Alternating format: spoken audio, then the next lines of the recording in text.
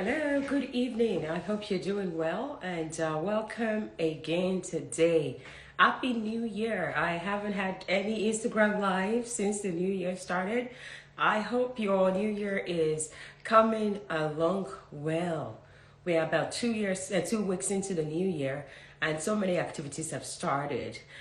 For me, and a couple of people who joined me for vision board, we have our vision board ready, and I started my year feeling pumped up and just really feeling like I needed to go for it. So in the process of going for it, I kind of just slowed down posting on social media because there's so many things I had to do. And because the year is also just starting. So I have back-to-back booked. I've been overbooked pretty much.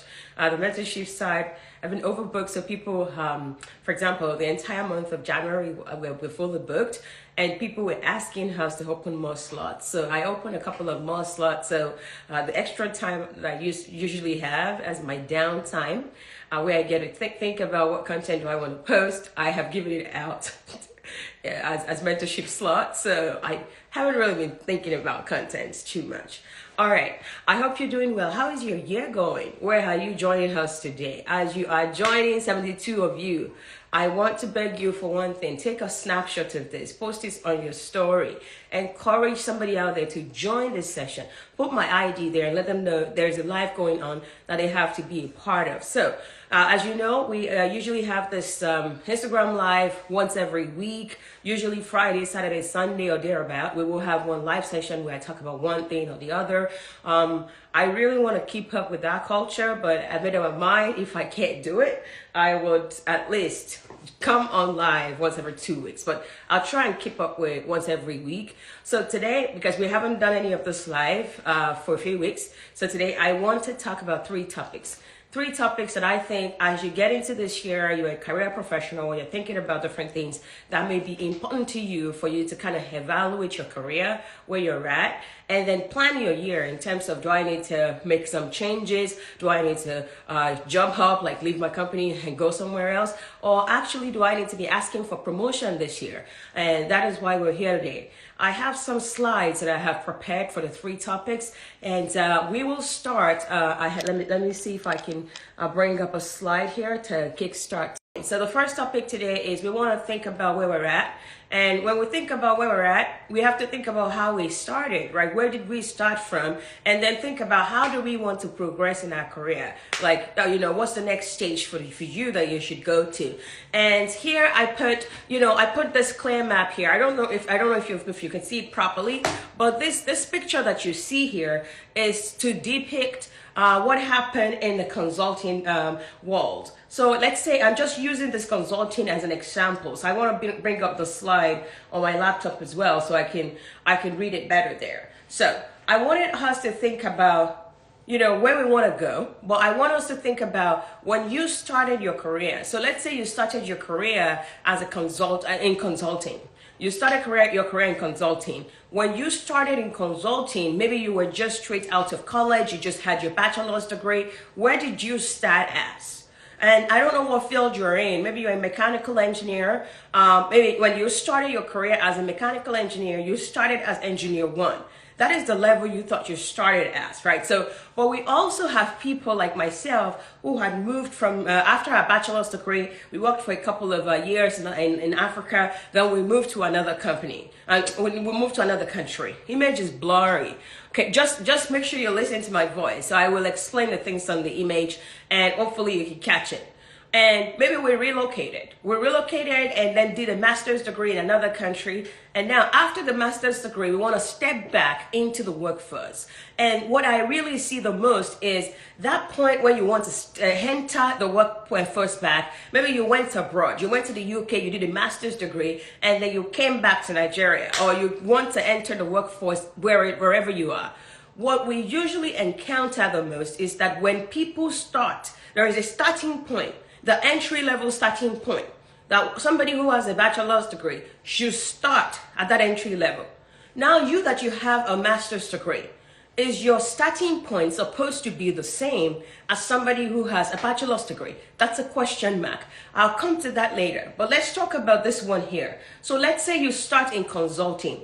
on this picture here, we're showing multiple consulting companies around the world. We're showing McKinsey, McKinsey and Company, Deloitte, BCG, Accenture, different types of consulting company. Let's say you did co-op, so you did internship in the beginning before you actually finish school. They have, most of this consulting company has a slot for interns. So you can do internship. The pink in front is the slot for intern. But let's say you're starting after that internship as a bachelor's degree. What we realize is that for example, McKinsey, in your first year, they call you a business analyst. You are starting as a consultant. They call you a business analyst. BCG call you an associate. And another company here, Rain and Company, call you an associate consultant. Different companies have different starting point for the same career. You guys are both mechanical engineers. This company called their own, it's Engineer One for them. It's Engineer One across the board. But for consulting, for example, is not the same. They may call you a business analyst in one company. In another company, they may call you an associate consultant. In another company, they may call you an analyst. Depending on the company you entered into, your starting point may not be the same. Why is that something you need to think about? So let's say here, in one of the company, you already started as a consultant. For example, Oliver Wyman, you will start as a consultant. In Oliver Wyman, in your first year, you're called a consultant. Do you know when you get to be called a consultant in BCG? Your third year. Your third year is the year you will be called a consultant in BCG, but you are already a consultant in Oliver Wyman your first year. Imagine that. You need to work 3 years for one company for you to be a consultant, but in another company, the moment you step in, they make you a consultant. So, both of you are working in the same field. You are both in consulting. Two friends, you graduated straight out of college together. You did the same program. You both decided you wanted to do consulting. One went and worked for BCG, is an associate. The other went and worked for Oliver Wyman, is a consultant. Can't you see, what you can see there is, if it takes me 3 years to get to the title of consultant in one company, and I already can step in as a consultant in another company, then there is opportunity for me after 2 years in Oliver Wyman, I can be looking for a job as a senior consultant. Why? Because I've been a consultant for 2 years. Now I can now go to another company like Deloitte and say, hey Deloitte, so I want a job as a senior consultant because I have worked at Oliver Wyman as a consultant for 2 years, right? What this is telling you is when you work as a consultant, Oliver Wyman doesn't take time to just train you for like 3 years before they throw you in. They throw you in from the beginning and make you swim or sink. So you actually have to swim for you to survive. And that means you learn a lot in your first 2 years. So after 2 years, third year, you can actually be a senior consultant and start to cash in. The question to you as a professional today is where you work. What is your starting point? If you are that person who started with them as an entry level, is your starting point the same with another company and another company and another company? Or your friends who have had an opportunity to go start somewhere else, in a couple of years, you'll see them, they have become senior consultants, they have become partner, and you are still, because of the fact that your starting point was a little far behind, you are still trying to struggle to become a senior consultant. They have become partner. Then you think it's racism. Then you think it's because they know somebody. Then you think it's village people. Because their starting point is actually 3 years already gained. Starting point gave them 3 years gain. So I want you to think about it today. What type of company am I working for? Apart from starting point, we have seen companies where promotion, for you to go from engineer 1 to engineer 2, it may take 4 years for you to go from engineer 1 to engineer 2. Every year they'll give you 3% increase in salary. But your title is not going to change and you cannot get a big bump except you've been there for 4 years or 5 years. Whereas there are companies that will say in 2 years, you go from engineer 1 to engineer 2.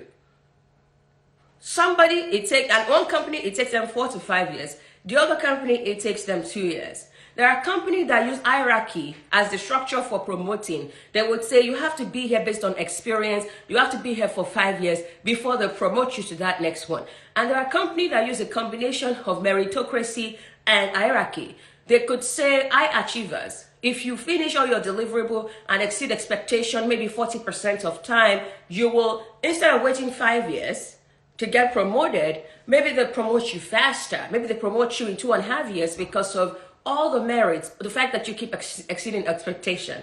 What do I want you to take out of this? The first thing is, what was my starting point when I entered this place? All right. Okay. Secondly is, what does career progression looks like in this company? What does career progression, how many years do I have to be here in this current position before I can climb the next ladder and go to the next stage? How many years? If it is 3 years, is there a fast track method? So if all the deliverables they give me this year, if I finish that and I exceed expectation, how fast can I go? I want you to know that nobody gives anybody promotion. You go demand your promotion. And the way to demand your promotion is to understand what is the career progression within my company. If you don't know the career progression within your company and how you can fast track your promotion, then that promotion is never going to fall on your lap, or you're going to wait there for 5 years before they say it's time for you to be promoted. Whereas you could have been promoted in 2 years if you know there is a fast track. I wanted you to kind of think about that because this is a new year. You are probably thinking about some strategy to get promoted, to make more money, to actually be recognized a little more, to be respected a little more in that company. And I want you to start to think first about what's your starting point. Maybe you should be jumping shift. If for this company, you have to stay 3 years and then there's a place where they can kickstart your career for you faster, maybe you should go to where they will kickstart your career faster. Maybe it's time to actually start to look at, even within the same type of industry. It's the same industry. If the opportunity in the first one is going to make you go faster, go there. For you, you say, I want to be loyal to this company. There is no problem.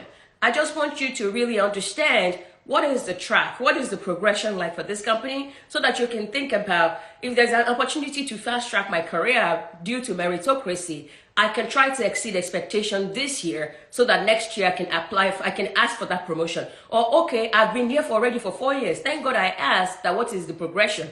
Now I know this is my year for promotion. So you can advocate for yourself a little more this year. You can decide to be visible a lot more for this year. And then that, after you have been doing those things, then you can ask for that promotion. This year, you're not allowed to stay in one location, one place, one position that you've been in for 4 years. You're not allowed to do that. So I want you to sit down and think about, am I going with strategy A? Looking through the industry, my industry, to understand, am I in the, if I have 5 years experience, should I be called this title? Should I be making this money?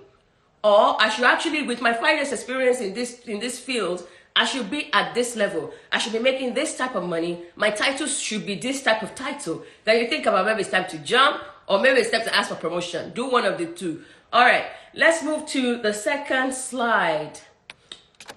Okay, I hope this is making sense. As I asked you for before, please, if you're on here, please invite somebody. Drop the link to this Instagram live to your WhatsApp group, that your family WhatsApp group, the one that they do night vigil every week. Drop it there. This is night vigil too. Let them join. That your prayer group, your church marriage counseling group. This can help change somebody's life. This can help somebody sit tight this year. This can help somebody actually start to think about what is next for them. Take a picture of it. Put it on your Instagram story. Tag me and ask people to join. Just force somebody out of bed right now to go to their phone so that, or you promise me you can share this after. I want you to do one of the two so that at least collectively as a community of Black people this year, we can really celebrate one another genuinely by actually having people being promoted, by seeing people winning a lot more, by actually seeing people from our community making a whole lot of money this year. So please help me spread the news, spread this gospel that we're preaching at the moment. Okay, so as you know, some of us, we left Africa, we left different places, Europe, India. We came abroad to study. So we came abroad to study because where we came from, culturally, it is important to our people for us to get multiple degrees. For example, I grew up in a home where all my uncles are PhDs and MBAs.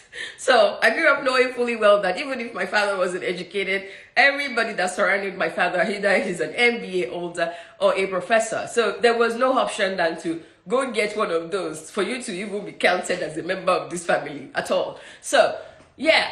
When you step into a career path, there are omissions in a number of years or additions based on the level of education that you have. Some of you are on here, you've come abroad to go to school, or you have actually, oh, they can't hear me anymore? Please, so help me confirm. Can you still hear me? Can you still hear me, guys? Hello, can you still hear me? I'm just trying to make sure that you can still hear me. Audio is perfect. Probably go back out and come back in. Maybe that would help with the audio. Everybody said it's good. So I was talking about people who had gone to get multiple degrees and stuff like that. It is okay for you to get multiple degrees. But the thing is, are you going to get compensated for that multiple degree? Here is a picture of how much work experience you should be claiming based on the degree that you have. Why is this important? Especially for us who came abroad. Usually when you come abroad, you've gone to school. You always think, oh, your education back home, or your experience back home is nothing. And that you have to start from the beginning. I don't know who you are talking to that told you you have to start from the beginning. You do not have to start from the beginning, FYI.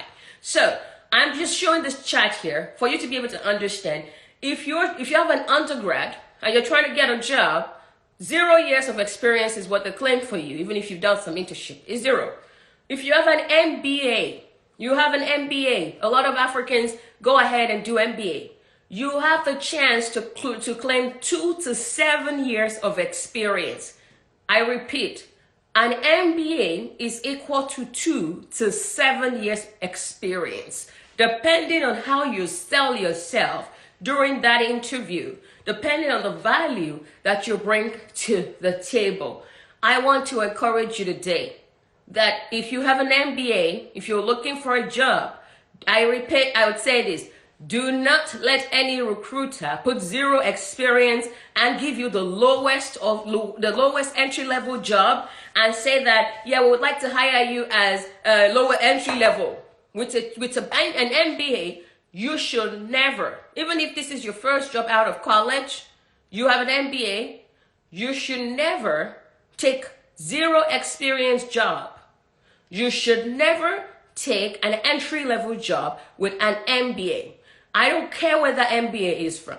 Whether it's from Nigeria, it's from even anywhere worse than Nigeria, do not let any recruiter lowball you by giving you an entry-level job. This is very critical because I see our people who have PhDs.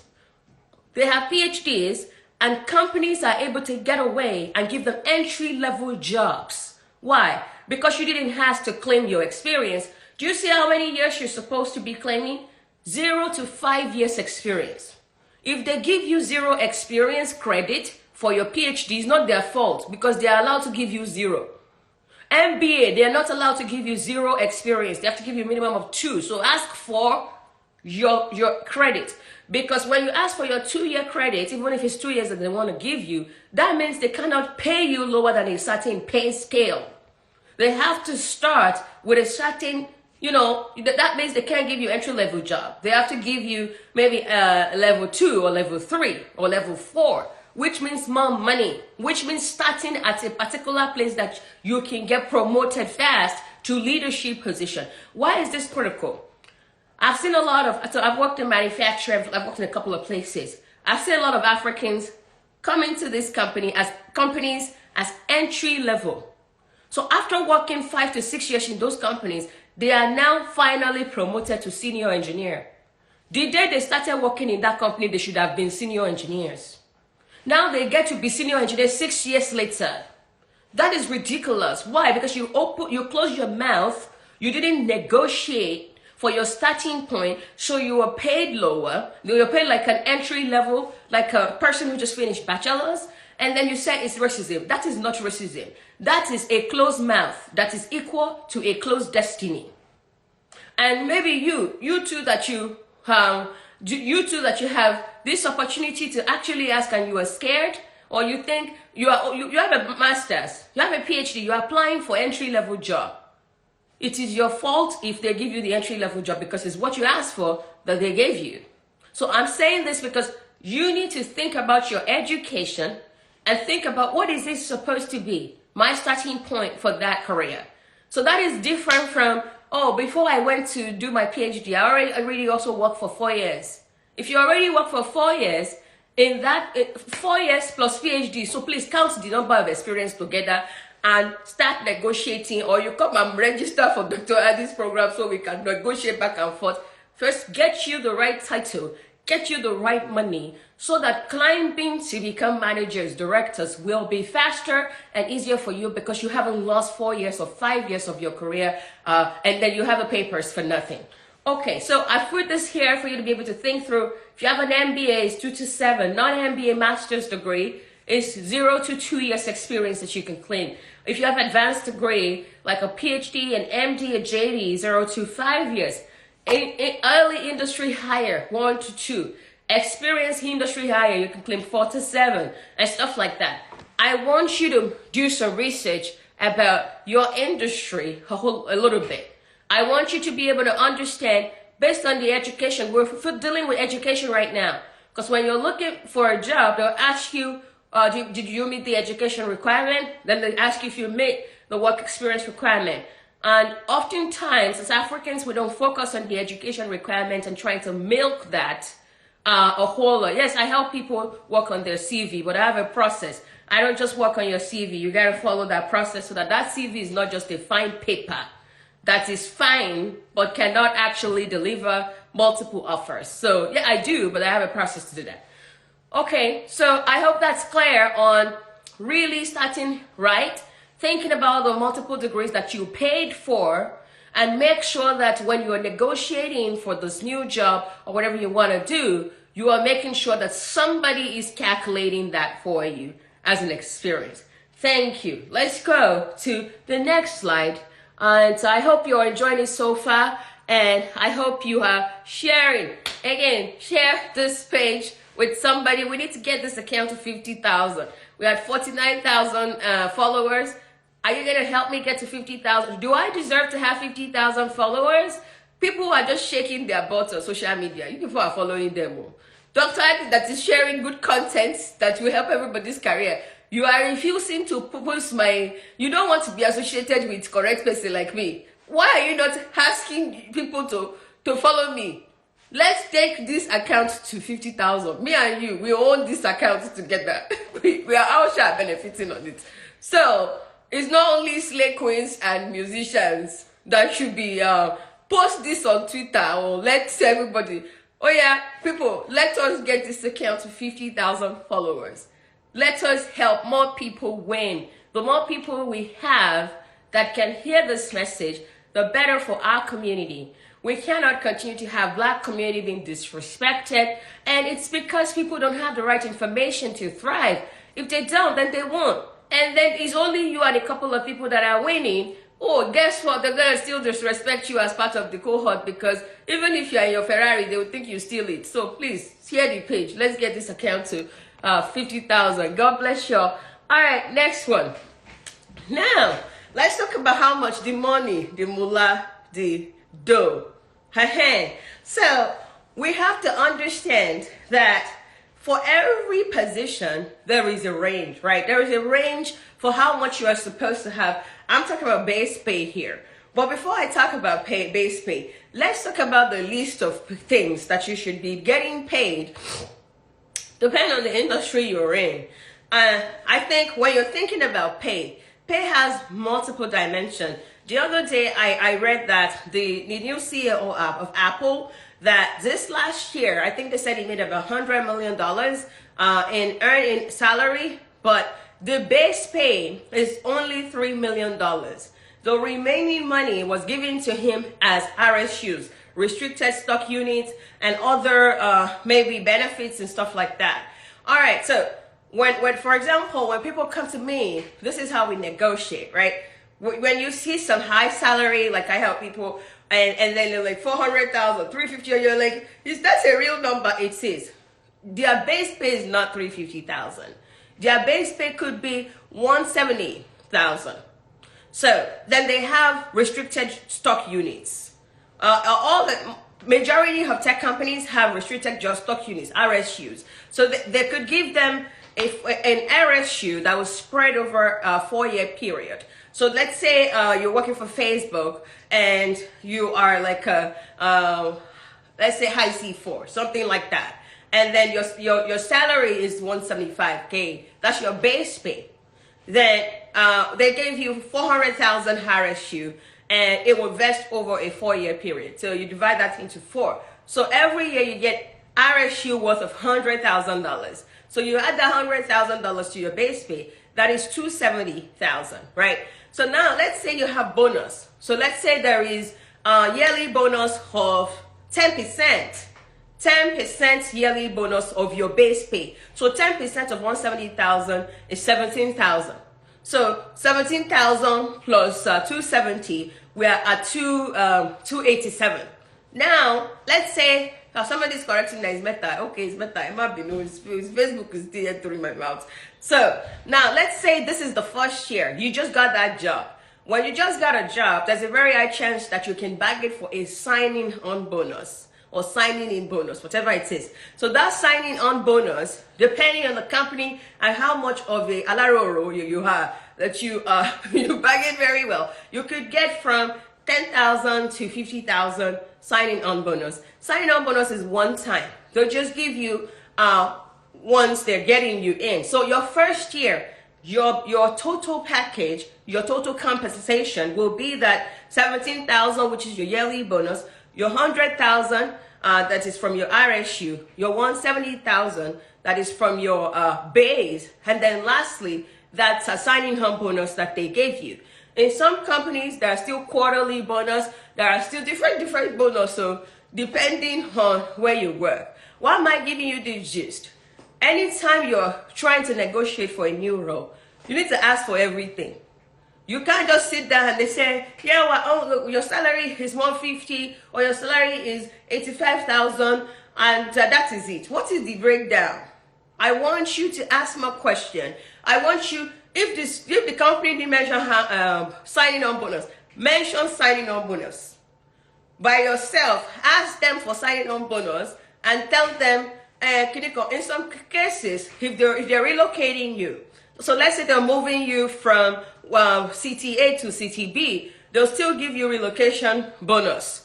In some cases, they'll move your stuff for you. In some cases, they'll still give you that bonus. So there's plenty money that has to be calculated. So every time you want to really get into another job, you're trying to negotiate your pay. Think about, what am I supposed to be asking for? If I'm moving, should I be getting relocation bonus? How much should relocation bonus be? Should be talking to a career coach so they can help you calculate accordingly based on that company's relocation bonus that they've given others, that this is a good range that you should ask for. So they will tell you this company has signing on bonus. You should ask for this range of signing on bonus so that you can get that. They'll tell you all of the, oh yeah, ask for quarterly bonus or ask for yearly bonus. All of these bonuses could actually be good money. So don't just focus on the base pay and just say, if the base pay is good, you're wrong with that. In some cases, all the bonus together may actually almost be the same as your base pay. So you're getting double pay. And that is why you see sometimes when I post, you would be wondering, how is the money a lot like that? The money is a lot because there are so many different things that get added together to give that money. So depending on the company you are in, you have to be thinking, what type of bonuses, what type of RSUs, what type of different yearly bonuses am I supposed to be getting? I hope that makes sense. Now, back to this topic that we're talking about, base pay. So I wanted to show, I'm still referring to consulting because that is the one we started with today. All right, if you started in consulting, how much should you be paid? So let's say you are an entry level, a business analyst or whatever they call them. Your pay should be about maybe 65 to 80. I don't think this pay is right, but it's just a range, right? That range, Don't go and take 80,000, oh, please, because come and talk to me, oh, so that we'll look at the company, the country, and some of the other stuff so we can get you the appropriate pay. But this is just to show you that for every position, there are changes in pay.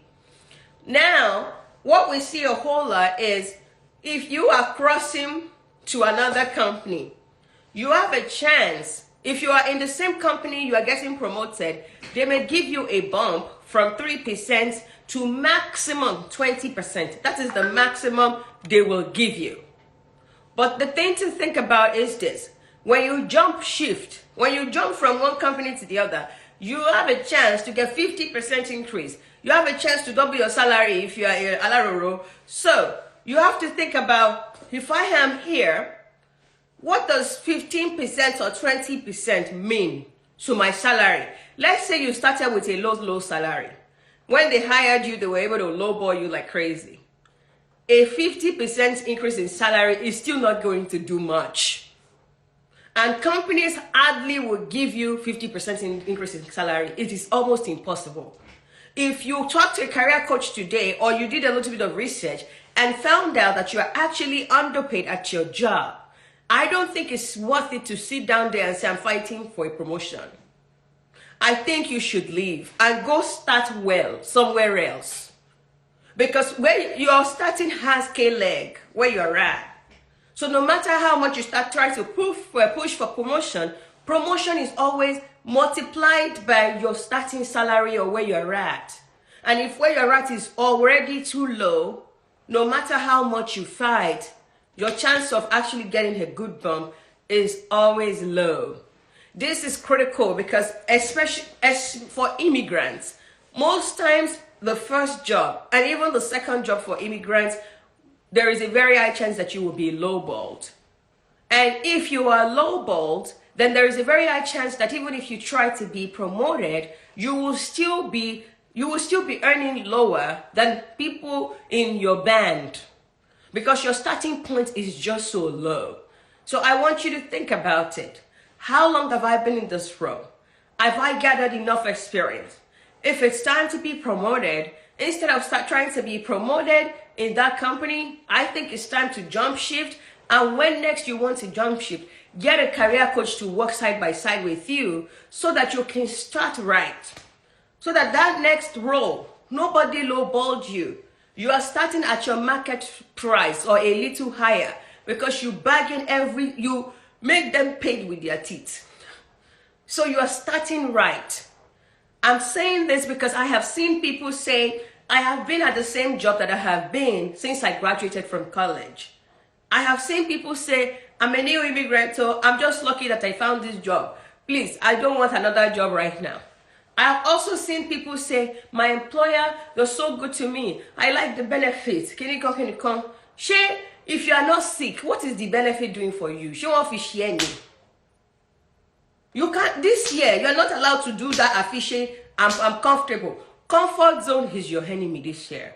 It is time to actually talk to somebody to know what is your market worth. 3 years ago, when I moved to America, I moved to a new country. I didn't really know my market worth. I just was happy that the job I got has doubled my money.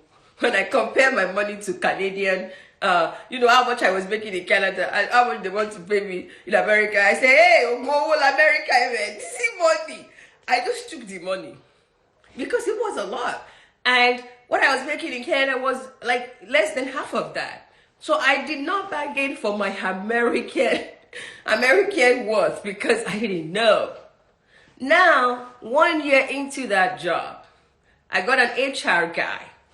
I had a conversation with him and I gave him my resume and I said, can you tell me my market worth on the market? When the guy told me my market was already follow, this guy is an HR guy for my industry. He's my friend. So I told him to review my resume and tell me my market worth. He told me my market worth. At that point, I know I did a good job. I knew once he finished and told me my market worth, I realized that I could make flat out 50% increase in salary with what I had. And that is why you need a career coach. That guy does career coaching and he's an HR guy. So he was able to analyze my resume for me and say, Addie, based on what you have, you should be making this amount of money. And I'm like, yo, look at how I have let my not knowing affected me. I liked my job at that moment. I liked it. I loved it. I was putting my very best in. I was getting visibility at work. Everything was great until I realized that I was lowballed and that I could make 50% more than I was making by the virtue of somebody checking my resume. And that was the beginning of leaving that company. Immediately I found out what I could make somewhere. I should say, hey, Holy Ghost fire. Because I was new to a new country. I didn't know. I was just happy to have my first job in the new country and boasting that my employer is the best. They are promoting me. I have visibility. I love my job. I could now afford a house. I was just happy. The question to you is, what is your market worth? You that I'm talking to right now. The $200 that you would give a career coach to help you understand your market worth, so that this year you will not still toil in vain in a company that is lowballing you. This year that you at least can have an understanding of your market worth and start to think whether they are nice to me here or not. This is the end of the road. I just have to make more money. If I can make more money, why can't I? Even if you love me to death, please carry your wallet and go. Don't love me to death. I need to go to where I can make the money. Because I went to school, I collected all of these degrees, I collected all of these skills, I collected all of this experience. I didn't collect all of that to come and use it to be loyal to somebody that will be lowballing me. No matter how nice your employer is, do you know your home market worth? I want you to realize you are working for your own career advancement. You are working. You are a business of one. Before you prioritize anybody, you need to prioritize yourself as a business. How profitable do I want to be in 2022? How profitable am I right now? We need to start by knowing that. Every year, a company has to think about its worth. Right, like what is the worth of my company? The CEOs will start to say their worth. They'll say Elon Musk is a billionaire. It's this, it's that, thanks to what he owned, right? The companies he owns. What is your worth? What is your market worth? Based on the number of certifications you've collected, based on that master's that you have, based on that 4 years experience that you have, what is your market worth? What are you worth? I don't care who you work for. We're talking about you. You as a business of one. What is your worth? Let's start from that this year. Now, if we know your market worth, that is the mentality you take everywhere. Nobody is allowed to put black people where we belong this year. You know where they think we belong? Being underpaid. When you look at statistics today, black people are the most underpaid people. We are underpaid. We're given 65 cents of a white man's dollar. Somebody is making $1, a black person is making 65 cents. There is 35 cent pay gap. Why? Because most black people actually don't know their worth. They don't know the market worth. Before we blame everything on racism, can we start to think about our own market worth so that when we're talking to recruiters, we will actually be talking what we want to be paid because we know what the hell we are bringing to the table. I am tired. I am sick and tired of a generation that doesn't want to change the narrative of what a black person should be and look like. My generation is where it stops. This generation should be where it stops, where somebody disrespect black people, somebody actually lowball black people. This should be the generation where we actually elevate what it means to be black. We can't do that if we don't know our own worth. You know, when you go into a relationship, they'll say, oh, self-worth. Self-worth is market worth. That's where it starts from. What's your market worth? If you don't know your market worth, if you're not bringing money into that family, and then you are talking self-worth, what's your first self-worth? I have 3 degrees, so let everybody know their mates. Even in my marriage, I will still say, I get worth now. I know my market worth now. When you want to think, people will say imposter syndrome. Kiniko, You can banish imposter syndrome by, first of all, looking in the mirror and saying, this girl is worth $2 million. He pay every year. That will help you boost your morale. That will help you boost your courage. That will help you boost how you actually would command being talked to. If you're sitting here today and you can't articulate and say, oh, the market today are worth this, we have a problem. Don't go into 2022 without an understanding of what everything you have on your resume means. Black people work hard. We work hard. We are the ones, all of you are taking, 90% of the people here are taking online courses. You're taking online courses to update your resume, to increase your understanding of a skill. You're getting this skill, you're registering for a business analyst class. All of the skills you have, go. If we put it all together, what is it worth on the market? How about we know that? All right? Based on where you're at, we need to know, are you being lowballed? If it's a place where you didn't start right, there's no point trying to fight to be paid a certain amount. It'll never happen. Let's jump shift. If you're in a place where you started right, let's strategize on how to get to your next level. You should get a career coach. If you're a professional, you should never actually not have a career coach or a mentor. You need that. It is very critical. It's like driving a car and you don't have a mechanic. When that car breaks down, who should you call? You don't have anybody who can, somebody just attack you on LinkedIn and say, they saw your resume, they saw this LinkedIn profile is good. I'm an HR person from Google. I want to interview you. You don't have a career coach at your dial and say, Dr. Adi, hey, what should I be telling them? They said they want to interview me. I want 30 minutes of your time to coach me on how to go and do this interview. Before I submit my resume, Dr. Adi, please, because help me look at it. Does it make sense?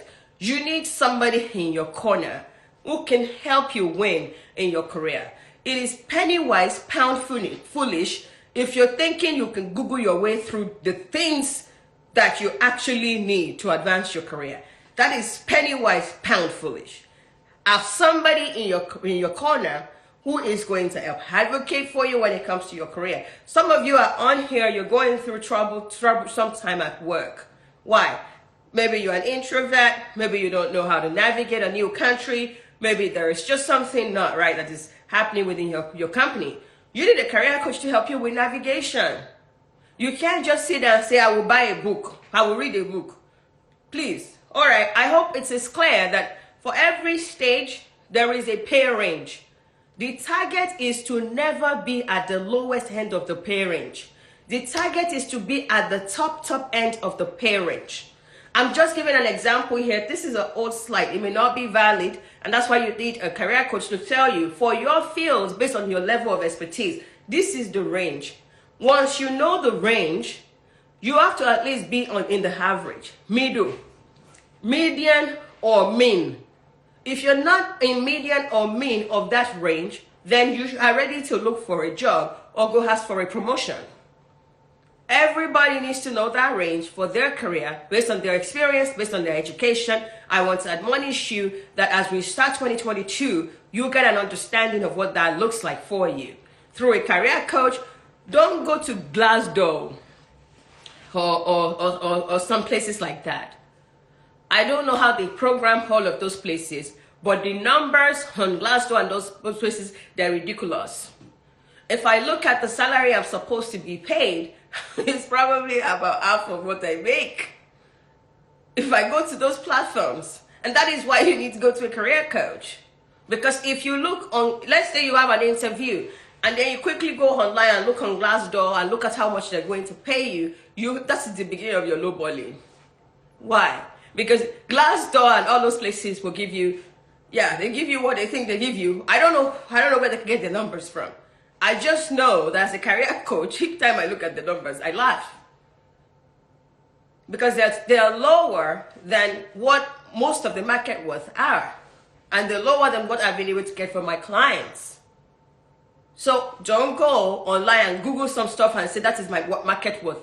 In most cases, if you use that range as your market worth, you will lowball yourself, and that is not how you should do that. Okay? All right, let's move on to the next thing we want to talk about. I think we have finished that first topic. I know I hammered that topic to death, but we're moving on to the second topic. So the second topic we want to talk about is career ladder.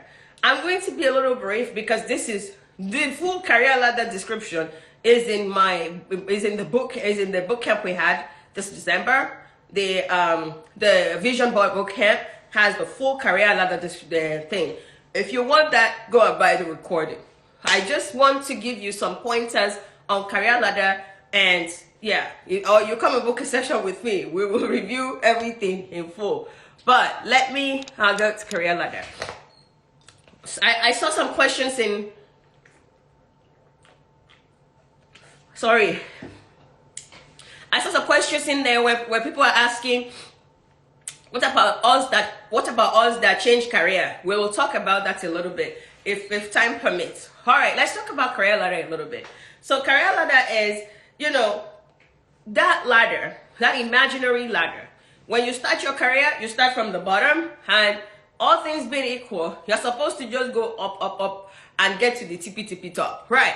That is what the career ladder is. It's that description of how you rise in your career. You start from low and then you go up. Again, please help share this page with your audience. Help make sure that you talk about this so that many people will join.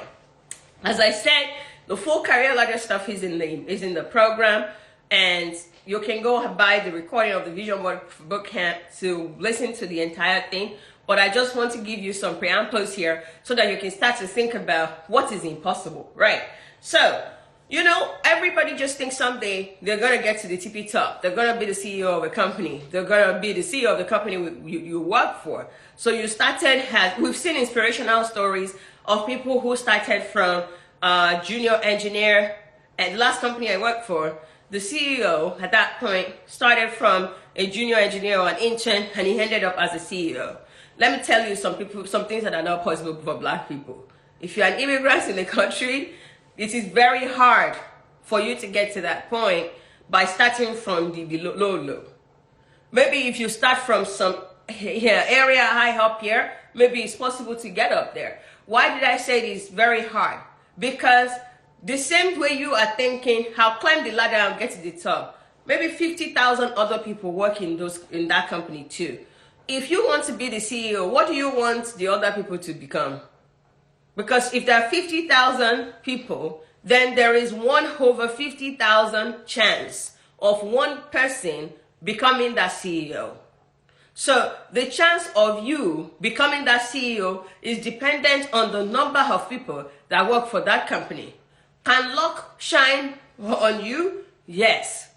But the chance is very limited.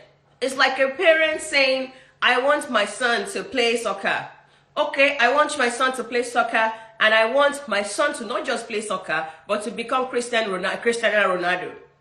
Yes, but the chance of your son becoming Cristiano Ronaldo is, we have to say 1 divided by the number of people who are playing soccer today with the aim that someday they'll become Cristiano Ronaldo. What does that mean? That chance is 0.0000 kinikon. It's very small. So with our career ladder, as we think about, I want to be promoted to CEO someday. As we think about, they will promote me and one day I'll become vice president or senior vice president. The chance of that happening to you is dependent on the number of people within the company and some other factors that sometimes work against Black people. So when we're thinking about rising in our career, and so there are some things that make it a little, our career path to not be this straight. You know how this thing is ladder, we're going up. And some of those things include like relocation, immigration issues. So let's say I used to work in Nigeria. If I had stayed back with the company I was in Nigeria, I would have grown with that company. There's a very high chance that I would just keep growing. Right, now I have moved to another country. I have studied something else in some cases, and now I'm restarting my career in a new terrain. So all of that so let's say I already was going this way.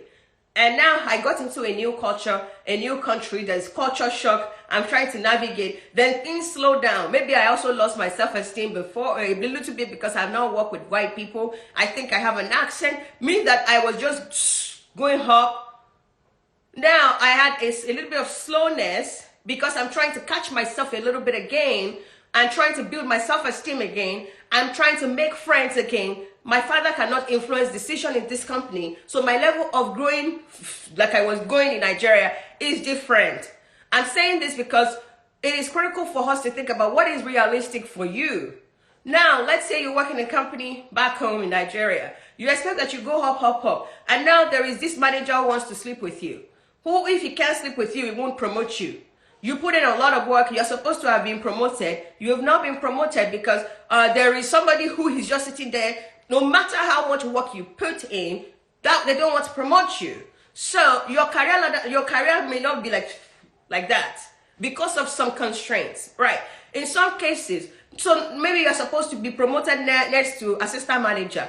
All of a sudden, the CEO's child just came from America. They put the CEO's child as assistant manager. Now you are still in that position that you're supposed to be, you're not able to be promoted because nepotism has entered the room and things have changed. There are so many different criteria that make it impossible for us to say it's going to take me 15 years to become a VP. You could relocate. There could be nepotism issue. There could be self-esteem issue. You could actually have a child. Let's say you have a child. In Canada, if you have a child, you can stay home for 18 months. You know, in America, it's a little different. If you stay home for 3 months, after that, you're on your own. You run back to work, which makes it a lot more easier for women in America to not lose multiple years of getting in touch with their workplace. If you're in Canada, I will encourage you, don't take 18 months and say, I just want to stay. What are you going to be doing at home for 18 months? Only if during that 18 months, you want to get another master's degree so that you can jump out from that workplace. Why should you be at home and be disconnected from work for 18 months? No, I don't think it's a good idea. Even if your country allow you to stay forever at home, if the more you stay, the lesser your chance of being considered for that next position and next position. Yes, every day we say women should be given equal opportunity. Yeah, companies have to grow. They have to grow. They have a quota to fulfill. They have how much they have committed to Wall Street that they are going to make this year. If you stay at home because of maternity leave and you don't put in the work, how do you want them to make the money they're supposed to make? So you can't stay home for 18 months. I'm a woman and I'm very realistic here. You can't stay home for 18 months and expect that when you come, they will just promote you back and there. You that you have not been in the workforce for 18 months, there are new softwares that have been introduced. They have hired 30 more new employees doing different things. You don't even know their names. And then you are expecting that I'm due for promotion. There are so many criteria that affects this. Maybe you change industry. When I was in Nigeria, I was in oil and gas, working as an instrumentation and control engineer. Then I moved abroad. I changed to biomedical. That means I've changed industry. So I shouldn't expect that after my master's or my PhD, I'll get back into oil and gas and my career will start to climb. That's not going to happen. So there are different reasons why things don't work the way we plan. In some cases, maybe because you didn't ask. Maybe you didn't know career progression for that company, the way what we talked about earlier. Maybe you're supposed to be promoted in 2 years. You didn't ask, so you didn't get promoted. So for you, different things could happen that may make this ladder not be smooth, right? Each of those steps could be, it takes 3 years to go from one step to the other, another step to the other. It may not take 3 years for you. It may take 5 years. It may never happen. You may change career. So many things may happen that makes the ladder climbing a bit impossible. Now, you need to sit back and be realistic to yourself. Okay, where am I on this ladder? When do I merit the next step? The work that I'm putting in today, do I think it is enough for anybody to promote me? If you get to work, you are on Instagram every hour. You are not doing much work. You are doing soft life at work. You are laughing there. You are doing gossip up and down. Or they gave you a task. You didn't do it on time. Do you think they'll promote you when they're promoting others? I don't think so. So you have to be able to be truthful to yourself. How is this ladder supposed to look for me? You don't talk to anybody in the company. All the work you have done, you put your head down. Nobody knows that you're the one who did the work. You're giving everything to somebody else and somebody else is presenting. Or somebody else is taking credit for your work because you didn't advertise your work enough. Who do you think they will promote? That person and not you. So you have to think about it. Am I going to be due for promotion this year? based on how much visibility I have to my work, based on all the work that I have put in, based on maybe I got another degree, maybe I got another certification.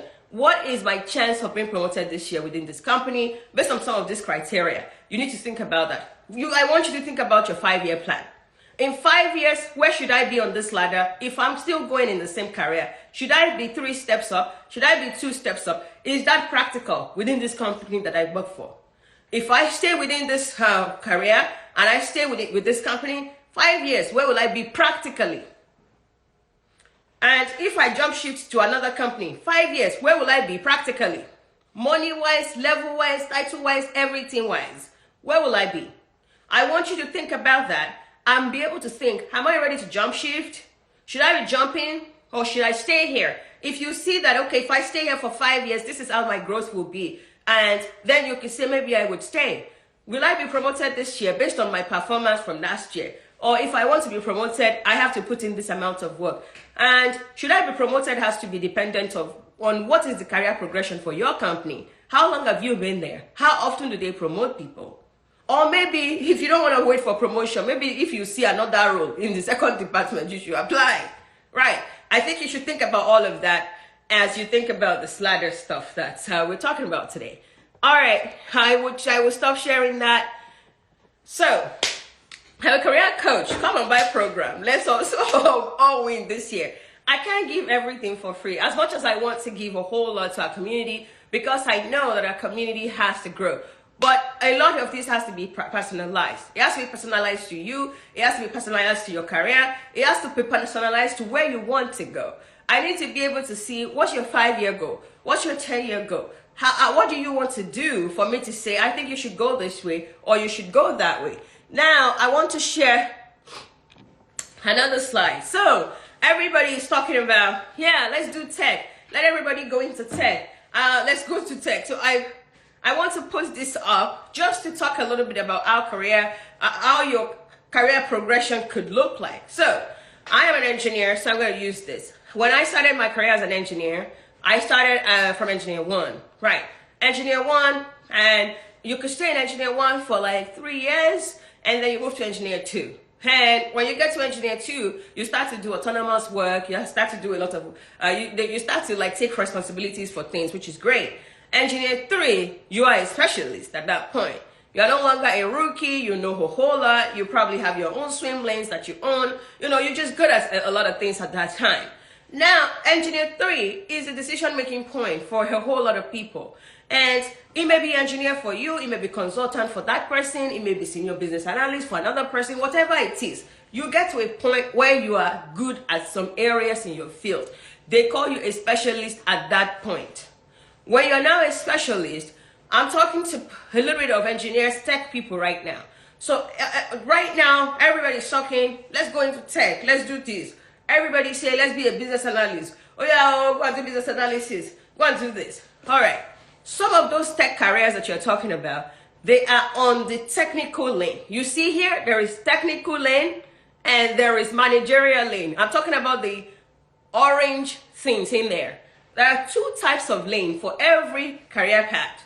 It's either technical or managerial. So if you are a business development manager, you are a scrum master, you are a project manager, you are a HR, you are, all of those fall under managerial track. If you're a business analyst, you're an engineer, you're a software engineer, you're all of this, you are on the technical track. Sometimes your track is different from my track. How far I can progress in my career because we are on different track also vary. I want to talk specifically to very techie people like myself. I have a PhD in engineering. That's how techie I am. I'm like that techie. You know what happened to me a couple of years ago? So, I have a PhD, and then a couple of years ago, I became a technical advisor.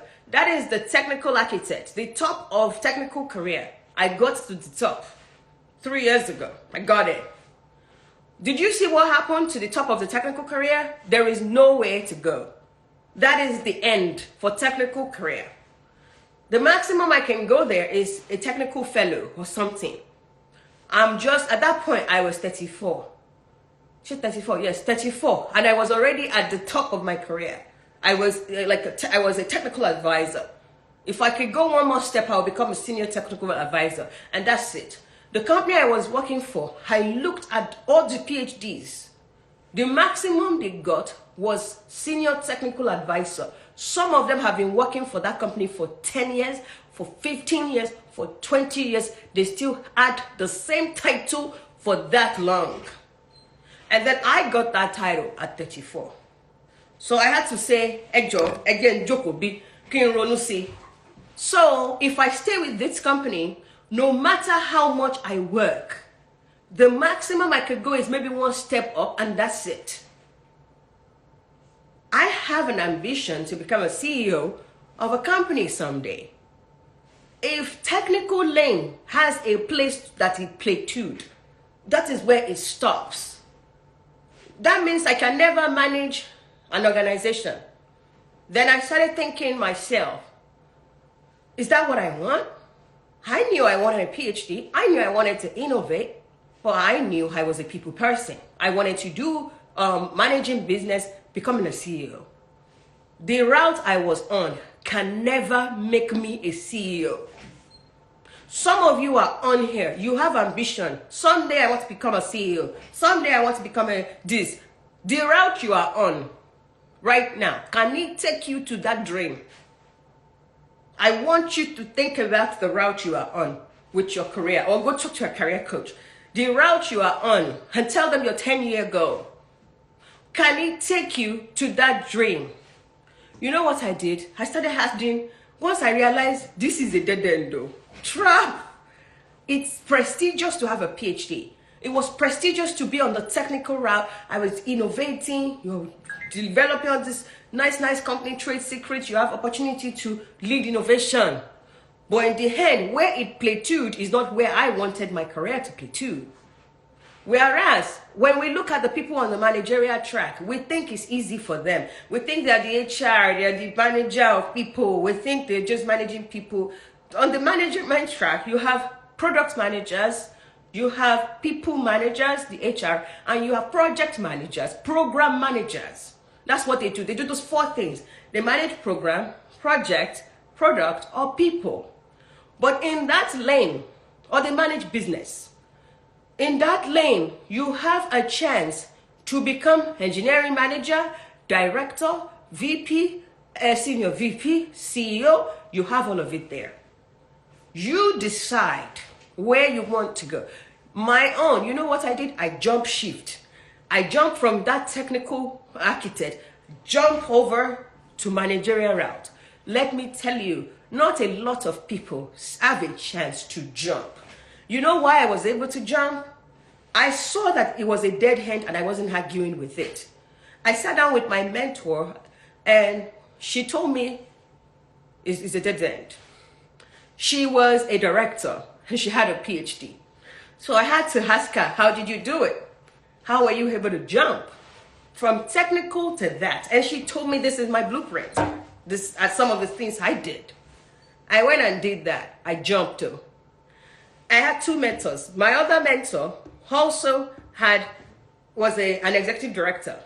So I could listen to people who were directors, executive directors, to teach me how to jump to the lane. I want to ask you, who are you talking to about your career progression? Because if you don't talk to the right people on time, you're going to get stuck. And it may not be easy for you to get out the way it was easy for me. You're going to just get to the end and that's it. I got to the end quicker. And I had a different idea of who I wanted to end up as in the end. Some of you here, your ideas, what you're doing today is conflicting what you want to become in 10 years. It's not, there is a conflict. There is a conflict. It's not aligning properly. Who you are now and who you want in 10 years that you are praying for, it's not looking like they can work. Talk to a career coach so they can help you figure out what is the path to make it work. It's critical. We didn't come to these countries to get stuck. We didn't come to these countries to just come and be in the barest minimum level. We didn't come to these countries to be living in confusion and not getting help. Sometimes people back on my program, we've helped people back home in Nigeria win jobs, get promoted, get government cars, company cars, everything. You're thinking, oh, she lives there, but she doesn't understand. The program is working for people back home. They're winning. They don't know anybody. You need to, this year is the year where I want your mentality to change about who you are. You are a business of one.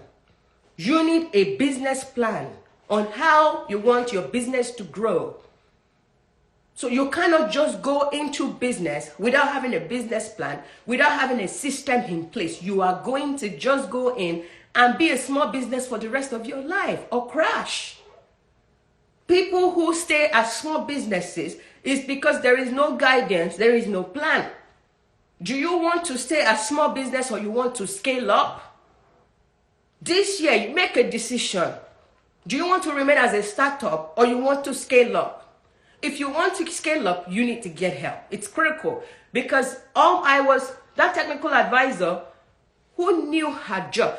You know, you will be in a room in meetings and everybody defer to you to say whether what they are doing is going to be valid. How would I mind that people were deferring to me? Well, I was ambitious, so I was able to rise in my career. But is it worth it to be the smartest in the room most of the time? 80% of the time? It wasn't worth it for me anymore. I needed something else that I didn't know. All right, let's go to the next slide. Have you shared this page? Please share this page with somebody. When I post this live, I want to beg you in the name of God, spread the news. Usually I don't bring slides. I just talk. But I wanted to bring slides today. It is the beginning of the year. At the end of last year, I can tell you I recorded over 20 people who bought houses, who were on my program. This one bought house, this one bought house, this one bought 2 houses, this one bought house. This week, I have supported somebody on my program who is interviewing for a director role, another person who is interviewing for a VP role, somebody getting out of school that we're going to get over $200,000 for. She's just finishing school. 3 people. Another one, as I'm talking to you, sending me email in Abata that she's going to have to start the year with a banking job. What do you want for yourself this year? What do you want? People are winning. I had one career coach come to my page and came to attack my testimonials and said the testimonials were not true. A career coach came to say that I should show him how these testimonials are possible. He lives in America. You know what I told him? I said, you yourself, you need career coaching. You should pay, somebody should come and register for you. I want you to go on Blind. You know the platform Blind? Just Google Blind. Go and read testimonials from white people, how much they are making, so that you will not be able to sleep again. Go to blind.com. Go and read how young people are making $500,000, $1 million. Their RSUs is over the chart, so that when I am talking like I'm going like this fashion, then you understand where I'm coming from. Because I know what is possible. Okay. Some of you ask me, what about some of us that change career? We have 14 more minutes because I have mentorship. So 14 more minutes to go through a couple of things. We may not finish. I think we may not get to the last portion today because I have mentorship. But I think I would come back, not today. I didn't want to do this next week, but I probably will come back next week. Then we'll talk about personality test and we'll talk about personality and how things are conflicting. We'll talk about that. So I told you that I got to the dead end. I started thinking, what do I do? You know how I made my decision? I got a chat like this created by my career coach at that point. And my mentor also told me about what to think about. So when I was a technical advisor, I was an individual contributor, right? I was on this side, this individual, the individual contributor. So individual contributor, the principal architect, the staff engineers, the fellows, and all that. The big shots who subject matter experts. Every decision that have to be made goes through them. That was where I'm at. I was at that 2 years or so ago. And I loved it. That was the top of my career, but I was too young to be at the top of my career. I have 20 something years to go. I wanted to still be learning and be able to become the CEO. So I had this map here. Some of you are on here. Your plan is, I want to become whatever you want to become. There are opportunities here. For me, I wanted to become a CEO someday. To become a CEO, I have to be in business and sales. As you can see, with business and sales, there is opportunity to become a CEO of a startup or any company. So an engineer like myself who is interested in becoming CEO with no business degree and no business background, didn't I know that that wasn't going to happen? So I sat down and I thought about, how do I cross over to business and sales? If I had told my father that I wanted to cross over to business and sales, I'm sure he would probably be crying. I have a supportive husband. My husband is an accountant. He knew what I wanted to do. He encouraged me and said, business and sales today. Go start to take courses in business, take project management, take all of the different things for you to be attractive, to be hired into a sales department, but you will still do technical work.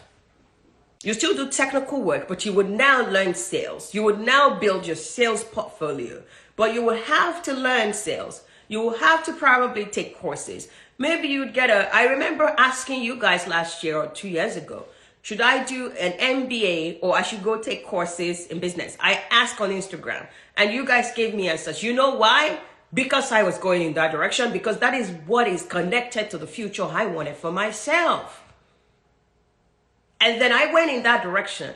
I'm a director of solutions engineering today. I am in sales. I lead solutions engineer. You see there, number 3, 1, 2, 3. Before the CEO, there are solutions engineer. I lead a team of solution engineers. That's what I do today. I still do some technical stuff. I still engage with technical people, but I talk to customers. I help people with talk to customers, interpret all of those technical jargons in a way where somebody will buy a product, in a way where it makes sense to either a layman or a technical advisor. I'm teaching people to do that. And I still get my hands dirty. Sometimes I go into the weeds and say, I want to design experiments. I want to use my PhD. I'll design experiment. I'll run experiments. I can tell people that works for me, oh yeah, design the experiment. I will watch what you are designing. Yeah, that's good. That's not good. Change that. I have this idea for you.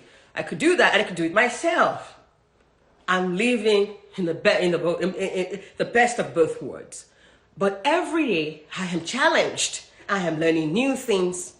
And guess what? Still in that field, I have opportunities to still get patents if I want. How about that? So I can still do engineering if I want, to a certain extent, not too much. It is critical for you. So if I wanted to go in another route, let's say I am interested in products, processes, projects, I could go on here and become a director of product with a promise that someday I'm going to be chief product officer. I could do that. I have the skills that can do that as well. If I want to become engineering manager, I have a PhD. I could go and become engineering manager. But I need a people portion. For you to cross into each of those, you need to add something. You need to upskill. What is it for you? So for you, you want to cross into tech, right? What do you have? Is it crossable?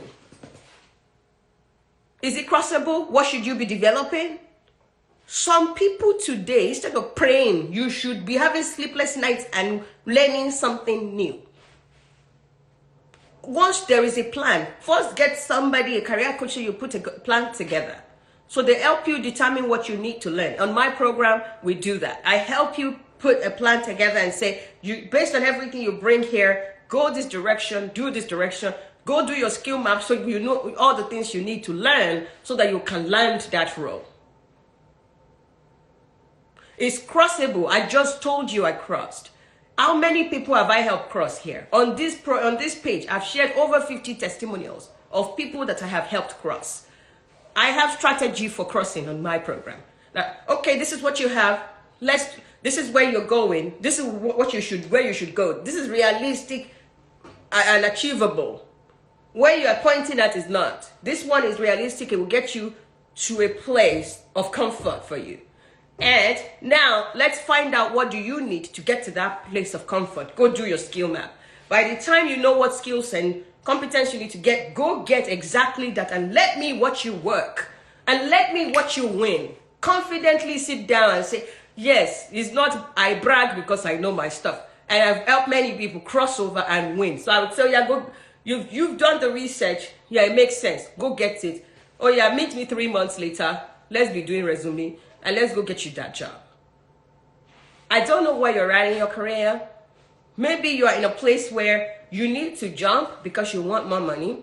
You need to jump because your work is too stressful. You need something a little easier. You need to jump because now you have kids. You want to do full-time remote work. You prefer full-time remote work and it's not possible in your field. So we need to move you over to somewhere else so that you can still use your skills and do full-time remote work and get the money. What is your motivation to jump? My motivation, I told you guys now. What is your motivation? What is driving the jump? Once we know what is driving the jump, then we'll decide, okay, where you want to jump to. Is it achievable based on everything that you have passed through? Is it achievable? If it's not achievable, what are 3 options that is achievable that will still get you very close to your goal? You see the decision-making time, senior position. Once you get to maybe a senior engineer, once you get to a point of, I've been in this career for 3 years or 4 years, you should be making that decision. You know, when I made my own decision, have gone past senior, I've gone to technical advisor before I now made my decision, because I was ambitious and just going. I wasn't thinking, is what I am doing, does it tally with the future I want for myself? I wasn't thinking. I was just going. Do not wait until you are at the top where you cannot come back and start all over before you make that decision. Make the decision of, when should I cross? Is it time to cross? Shall I cross? When you are at a point, not when you are just starting now. If you already started out, you have worked in that company for 1 or 2 years, be talking to a career coach already. If you're a new immigrant, you are new to a country, you be talking to them already.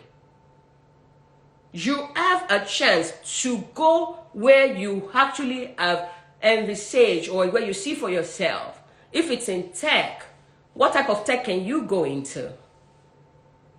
And when we make these decisions, what I wanted to talk about next is, shall we use your personality to guide the direction as well and not just money?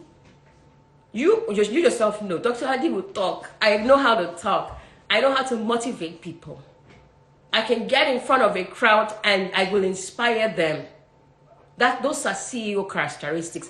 When I check my personality, you know what it returns each time? That I'm a leader. It's not pride. It is test, online test. We will do that test next weekend.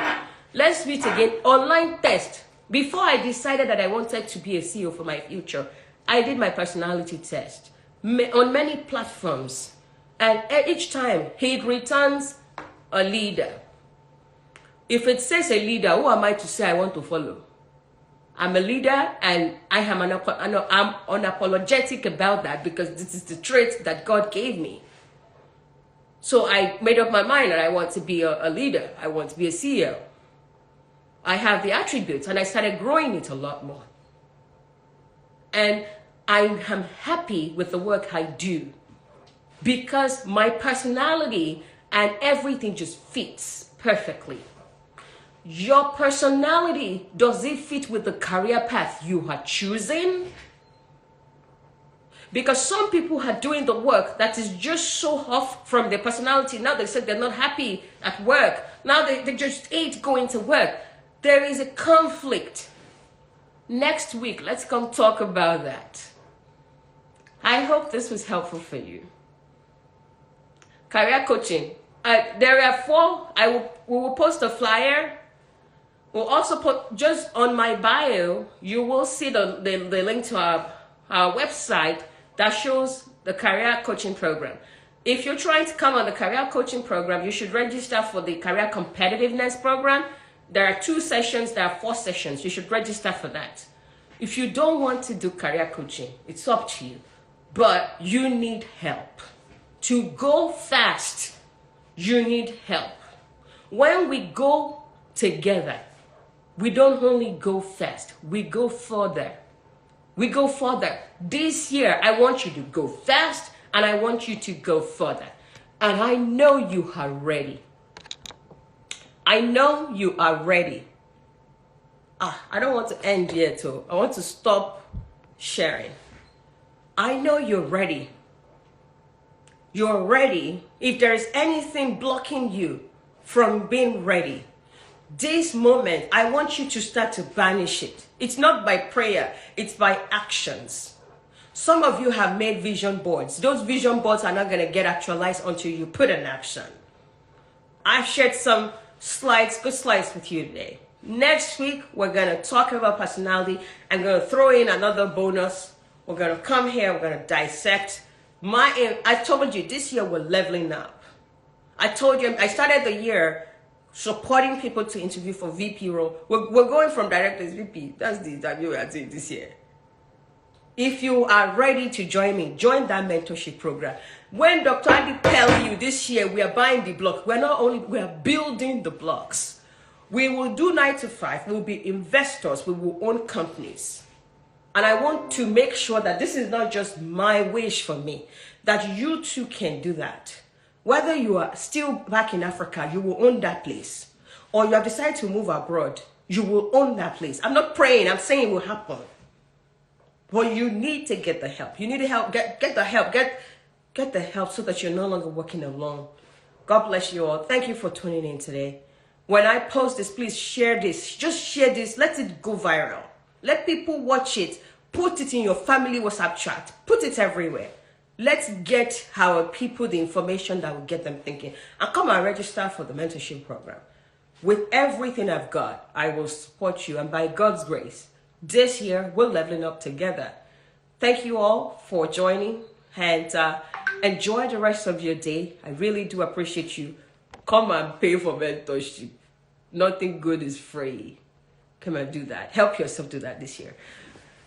Let's get this page to 50,000. Guys, have a good day. I love you so much. Thank you. Bye.